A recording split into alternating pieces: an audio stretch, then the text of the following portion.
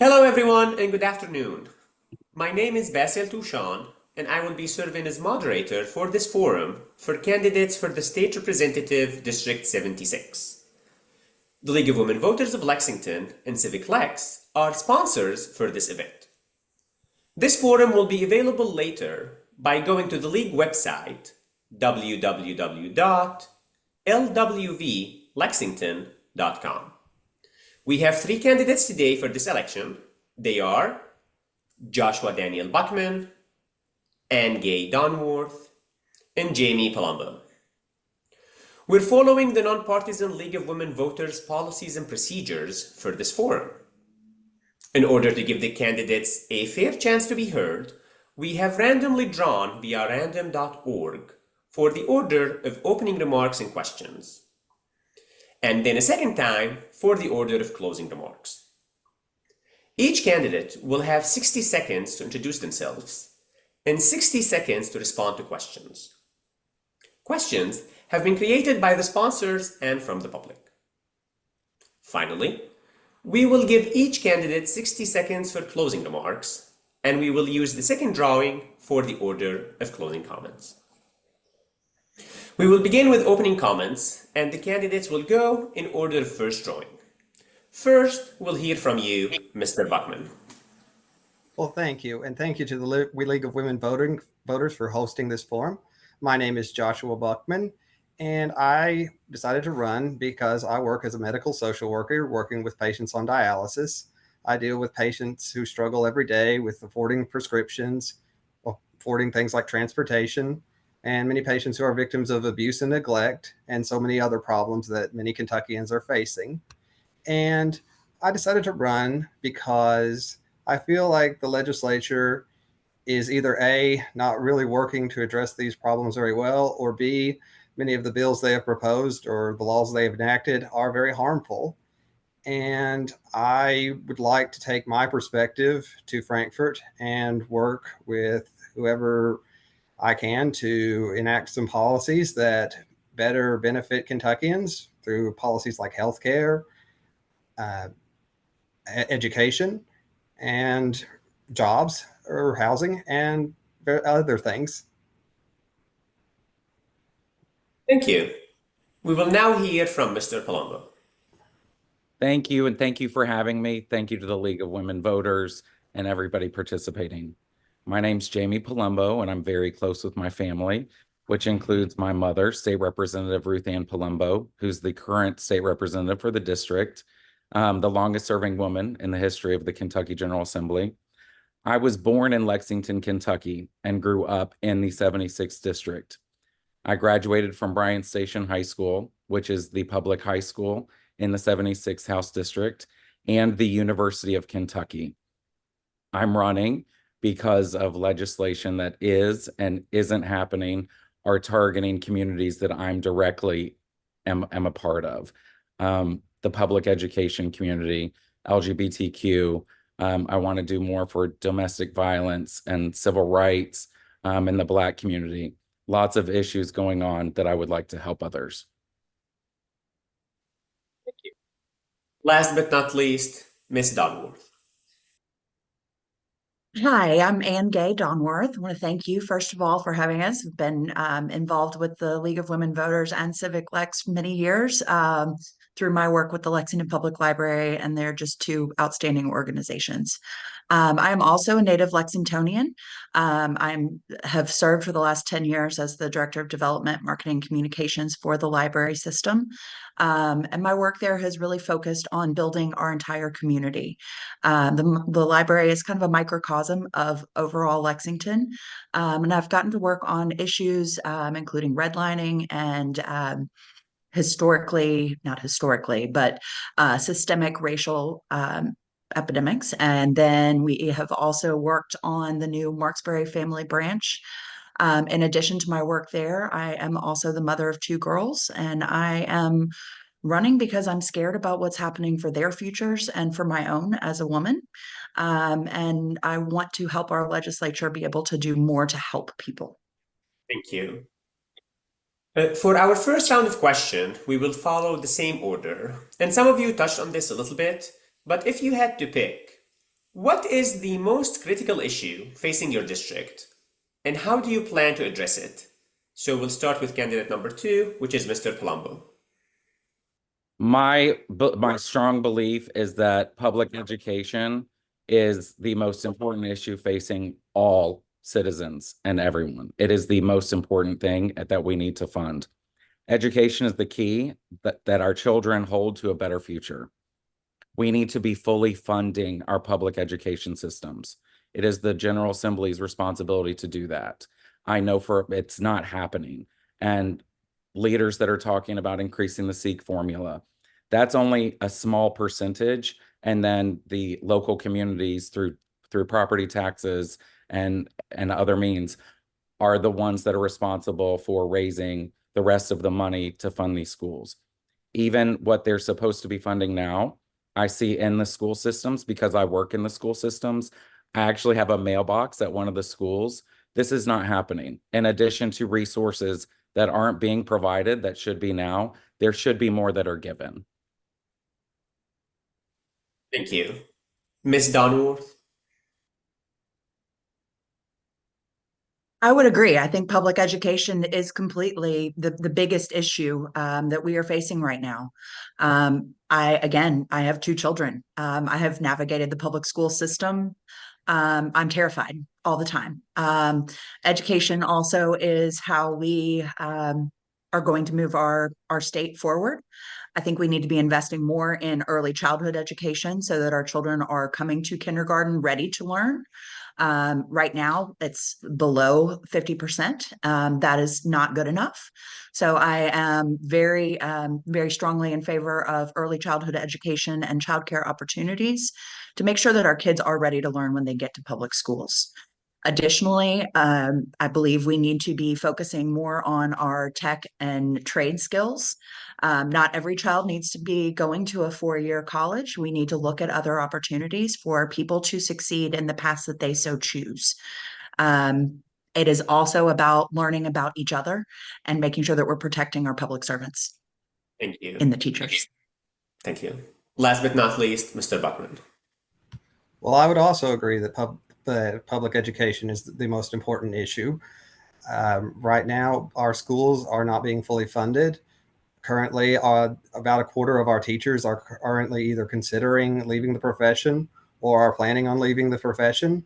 I think we definitely need to make sure they get a raise. Our schools need to be funded, and I am very concerned about the push for vouchers and charter schools. I have no problem with parents who want to send their children to private schools, but I do not want to do that on the backs of our public education.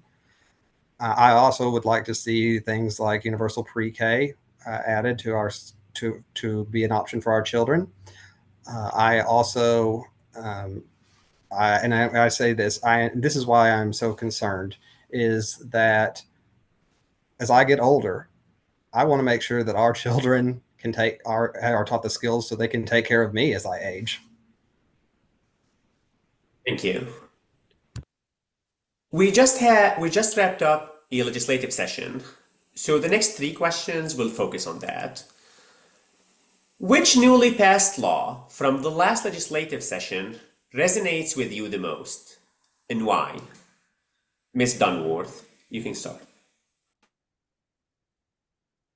It's hard to pick just one. There were a lot. I think today, the one that is resonating with me the most is the one that attacks our homeless community. And the one that makes it a crime to be unhoused. That is an issue that I have worked on the back end to try to find some strategic solutions and creative solutions. It is not a crime. We have an affordable housing challenge in Lexington as well as around the country and the state. We need to be doing more, again, to help people. We need to have wraparound services. We cannot be criminalizing people for mental illness, for financial circumstances that are beyond their control. We need to be helping them and making sure that they have access to the resources that they need. Great examples of that are making sure that we have more affordable housing that has access to community and public resources like transit, social services, and making sure that people have the resources to succeed. Mr. Buckman? I would also agree that the bill that criminalizes homelessness is also is the bill that really stands out to me. I have as a medical social worker, I work with people who are currently unhoused or are at risk of being evicted and being homeless, and that is just devastating to them because they need they need help. We need to be working to end the housing crisis here in Lexington. We need to make sure that people are able to uh, stay in their homes, because being homeless is not only hurting them, whether that be getting them access to food, access to medicine, access to education, and all the other resources they need. Thank you. Mr. Palumbo? The legislation that passed that I have the biggest problem with from this session is the budget. They did not increase teacher salaries. Me being in the school system, my stipend has not increased since 2007, 2008. So those stipends and salaries have got to increase across the board. It's not okay. So that would be the main one. And also didn't fund a lot of childcare and healthcare, a lot of things that are desperately needed, that the citizens of Kentucky needed, that it's not, and that's not okay. I'm concerned with the Safer Kentucky Act, as the others have mentioned, and criminalizing homelessness. We need to do more for the homeless population, not less. We need to figure out transitional housing. We need to figure out housing and resources, and they should not be being criminalized. In addition, I was concerned that the Car Act did not finish, or did not go through. Gun safety is a big issue of mine as well, and I'm concerned that we've got to do more about gun violence, not less. Thank you. And this is a perfect transition for my next question. Is there a bill that failed to pass in the last session that you strongly support? In your view, why did it not pass, and how would you approach it differently? Mr. Buckman, you can go first. A bill that didn't pass in the last session that was really important to me was repealing the sales tax on diapers. I really, because just everybody needs diapers at one point or another. And there are so many working families that are struggling right now, especially with inflation. And this would have been a great opportunity for the legislature to show that they care about families and children, and to see that not passed. And instead, they passed a sales tax repeal on gold bars. That to me showed where the legislature's priority was. And I wish I could say why they did that, but they didn't. And repealing the diaper tax would be a high priority list for me when I get to Frankfurt. Thank you so much. Mr. Palumbo? The biggest one for me that did not pass was at least taking one step in women's reproductive health care freedom. And that was the legislation introduced that was bipartisan, that would allow abortions in the cases of rape and incest. I was highly disgusted about that. I was very upset that the repeal of Senate Bill 150 was not passed or even got attention. Obviously, the resources for schools, the CAR Act, a lot of legislation to help and lift up communities. But what was passed was a lot of harmful bills that tear down and discriminate against communities. So there are a lot. There are several. Thank you. Ms. Donworth? I agree. There were a lot of things that did not get a fair shake. So the CAR Act is one that I supported heavily, which is one that is essentially a red flag law for individuals who are experiencing some sort of crisis, and allows their loved ones to remove firearms and weapons from their possession. Firearms right now are a huge, huge, huge issue. Gun safety is one of the very top things on my platform. My kids grew up having to do active shooter trainings, not tornado drills. And it is heartbreaking to see that level of fear with our kids. We've got to do something to address it. I also believe that we should have been looking more at childcare subsidies, and of course, looking at our schools, reproductive health care. I mean, that is something that the voters of Kentucky really spoke very loudly, that they are in support of women's right to reproductive freedom. As a woman, I really will go to bat for that issue. Thank you. Mr. Buckman. I think I already answered that question. Oh, sorry, yeah. Going to our next question, which will be the last about this current legislative session. Diversity, equity, and inclusion was a hot topic in the recent session, but no major laws were enacted. What's your stance on DEI, and how would you advocate for or against such measures in the future? Mr. Palumbo, you can go first. I love that you asked this question because even before this legislation was proposed, before I ran for office, this is a topic that I believe needs to be taught in schools from a young age. The problem that's going on right now is that we aren't working together. We aren't listening to each other. We're not caring about each other. I believe that diversity, equity, inclusion, and children need to be taught about different cultures, backgrounds, religions, sexual orientations, gender identity. All of those differences need to be taught at a young age so we can celebrate diversity, so we can all be working together, so we can love each other. Once we learn from others about our differences and our backgrounds and have that mutual respect, we're able to find common ground and work together in a very loving place. So I believe it needs to be taught from a young age.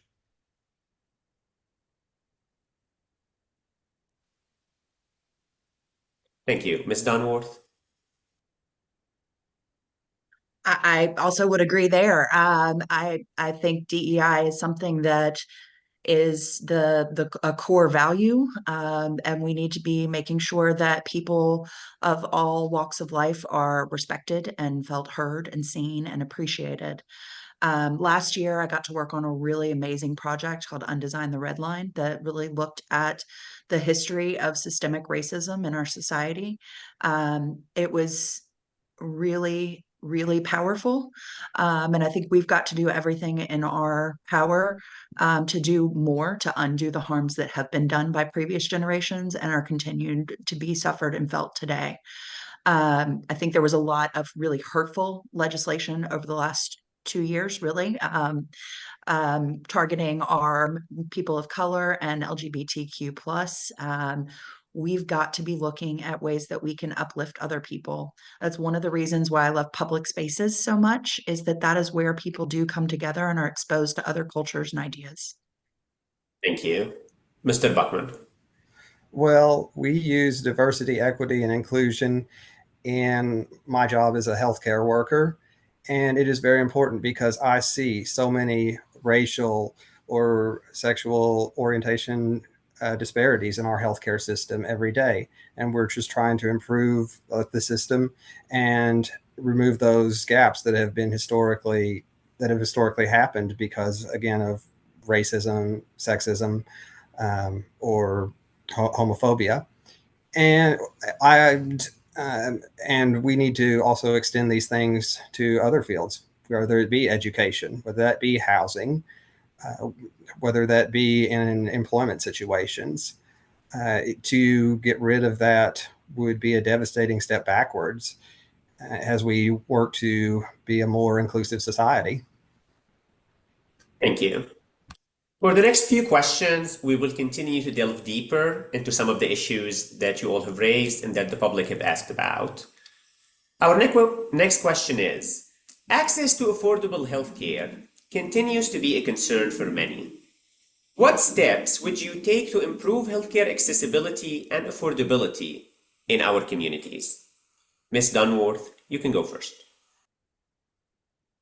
Sure. So my father was a physician. I grew up listening to him argue with insurance companies about trying to provide the best level of care, regularly asking where they got their medical degree.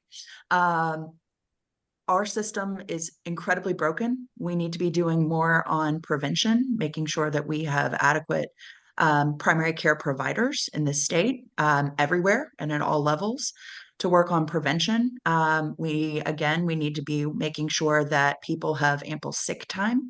We learned this during the pandemic where we had so many people who had no paid time off for sick leave. It is a systemic issue, one that we need to address. We also need to be looking at the health disparities across racial lines and gender lines, making sure that all people have access to providers that they are qualified, as well as understanding of the different cultural needs of each community. Thank you. Mr. Buckman? As the only healthcare worker in the race, things that I would focus on would be elder care. I would like to work to reduce the number of people who have to go into long-term care. So they think it would be great if they could remain in their home. I'd like to push to use Medicaid money to say go to nursing facilities to be used to keep people at home. I also would like to expand mental health care opportunities because I think mental health care has gone unaddressed for a long time and we're only just now really seeing its impact. I'd also like to work to reduce the number of healthcare deserts, encouraging programs to make sure that people have access to healthcare and work to make sure that they have access to good quality care, and make sure that it reaches different groups, that it's not just for a handful of people, but that people, regardless of race, income, or whatever part of Kentucky they live, have access to healthcare. Thank you. Mr. Palumbo? I'm going to try to fit as much as I can into 60 seconds. One of my grandmothers lived with me the last 7 months that she was alive, and she had Alzheimer's and dementia. Well, we weren't skilled in the medical profession, so we had to have 24-hour care. They were not skilled in Alzheimer's and dementia and didn't necessarily know how to treat her. On top of that, talking with doctors, going to those visits, the healthcare that was needed was not available. So I've seen firsthand that. So this session, I went and advocated with the Alzheimer's Association. So part of the nursing training that they have is to include Alzheimer's dementia patients. The middleman between the pharmaceutical companies and the pharmacies, oh my goodness, that needs to go away because the local pharmacies are going out of business. Racial trust in healthcare and the LGBTQ trust, mental emotional health needs to be more accessible and affordable, and addiction recovery. I have experiences in all of these. Kentucky enacted a strict abortion ban following the overturning of Roe v. Wade. Most of you mentioned your position on abortion access. What actions would you take to influence policy?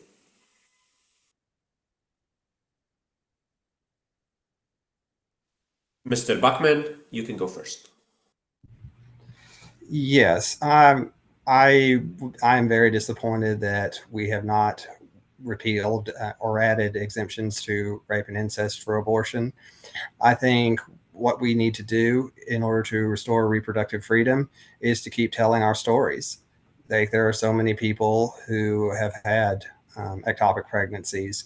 There are so many people who have made difficult decisions about abortion, and it wasn't because they didn't not want to be mothers. We need to share their stories and the importance of these stories with our legislators, and just make these more public so more and more people can better understand the issues that so many people are facing. Thank you. Mr. Palumbo?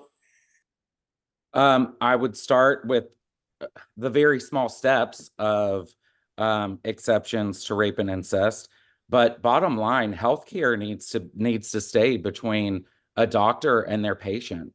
government should not be involved in a lot of those very difficult and personal decisions.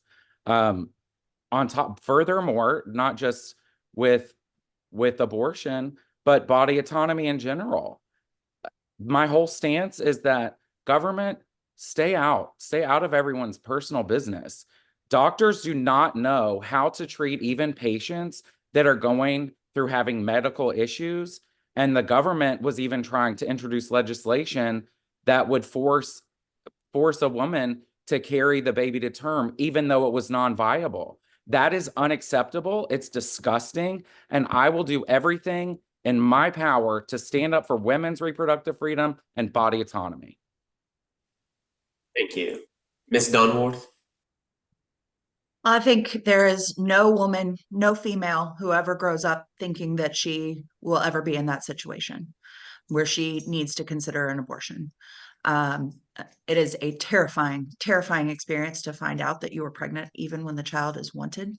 It is emotionally, financially, physically very hard. To add in some sort of trauma on top of that, be that through rape, incest, or a non-viable pregnancy, just complicates matters even further. We cannot get in between a woman and her physician.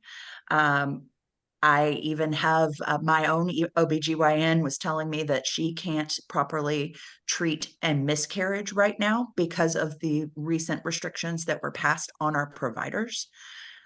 Even when a woman miscarries a child naturally. I also have several friends who are undergoing IVF treatment right now who desperately, desperately want to become mothers and parents, and they are having to travel out of state to receive that care right now. It is not okay. Thank you. What is your stance on SB 150 and gender affirming care? And how do you plan to support or challenge this in the next legislative session? Mr. Palumbo, you can go first. I love that you're asking about that specifically. I've already addressed that. I'm disgusted by that bill.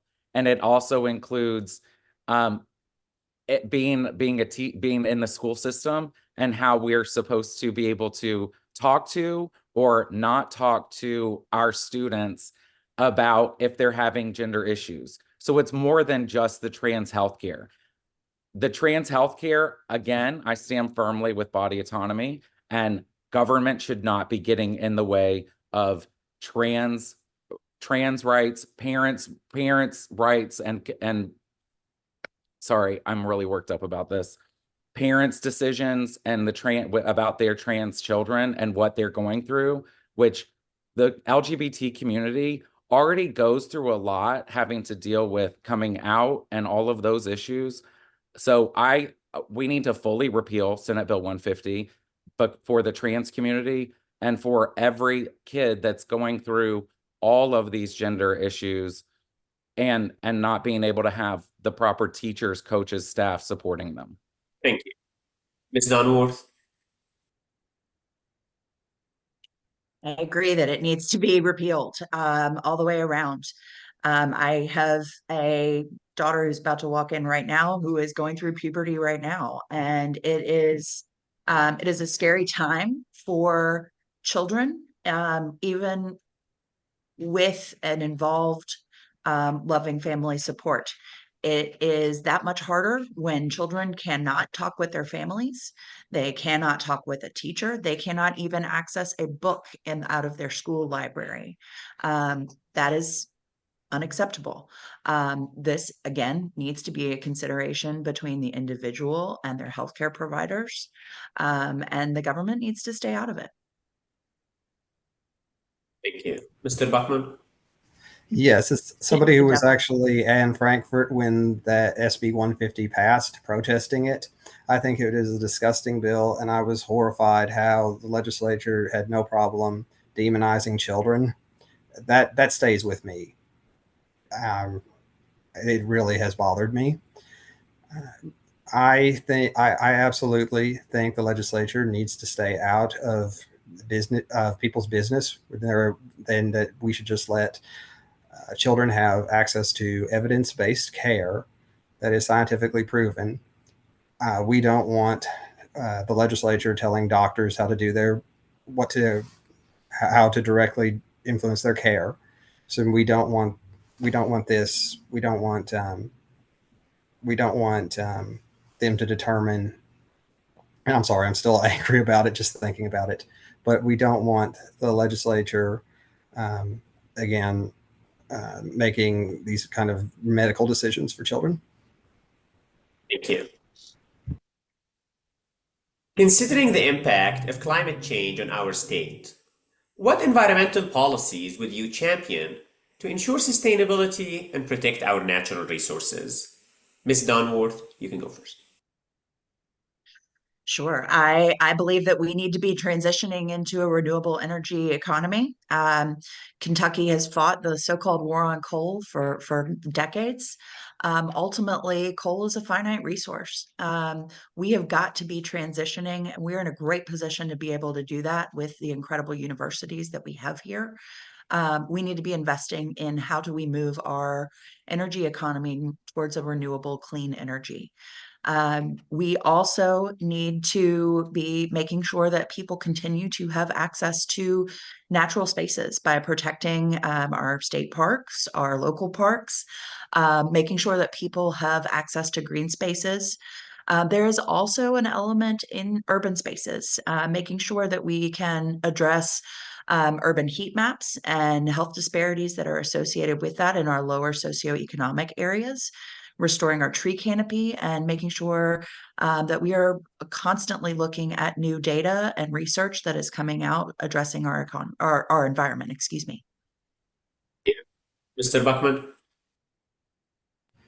As somebody who was raised 9 miles in Graves County, 9 miles from where the tornado destroyed the courthouse, climate change is very important to me.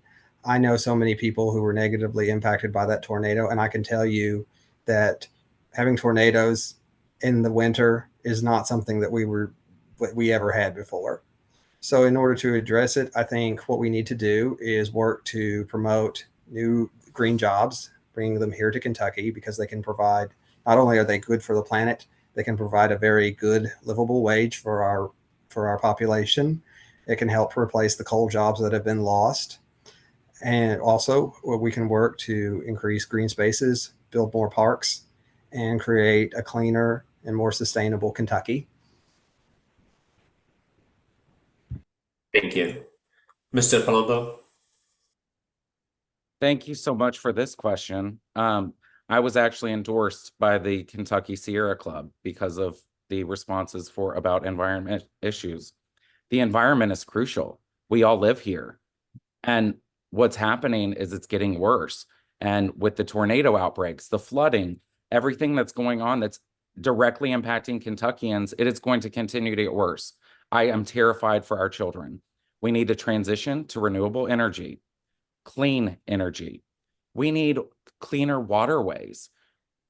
Our citizens in a lot of the rural areas do not even have safe drinking water. That's not okay. We've got to get that access to them. Clean and safe sewer lines. A lot of our communities don't even have that. We know that that affects health. We need more parks, green spaces. We need to keep them clean. We need more tree plantings. A lot of trees that have already been planted may or may not go with the environment, and a lot have been falling down for other reasons, torn down, chopped down. We need to do more. Our state faced challenges with aging infrastructure and transportation. What are your priorities for improving these challenges? And how would you propose to fund these projects? Mr. Buckman, you can go first. Well, I would like to update our infrastructure to be a little more green friendly. I'd like to see more bike spaces here in Lexington. And also, I'd like to work to improve our public transportation, not only to make it easier allow people to have more access to it and less reliant on cars. And also, and then this is also because a lot of my patients use public transportation, and I want to make sure that they have better access to that. And I'd like to fund it through things like perhaps marijuana or cannabis legalization for recreational cannabis. Thank you. Mr. Palumbo? So our aging infrastructure isn't as bad in the 76th district. So we need to put more focus and energy and resources into public transportation. I would like to see high-speed rail with clean transportation, maybe starting between like the Golden Triangle of Northern Kentucky, Louisville, Lexington, but then expanding so people don't have to take cars, can get there safely, but also help the environment and be clean. I would like to see reflecting lights on state roadways that the state is in charge of. When it's dark or when it's raining and you can't really see that well, there are a lot of accidents that happen because it's hard to see on the roadways. So those are just some of the ideas. In terms of funding, some of them can take care of themselves, like the high-speed rail, people would pay to go on that. And then for the others, I agree with Josh on one of the revenue sources for medical marijuana, and also online gaming that we've started will also help in other ways. Thank you. Ms. Donworth? I believe we need to be focusing on more regionalism and economic incentives to help our local jurisdictions work together to solve some of our infrastructure challenges. We are, especially here in Lexington with our land use policies, we need to be incentivized to be working with our surrounding counties on things like public transportation, especially knowing that over half of the people that work in Fayette County don't live here anymore.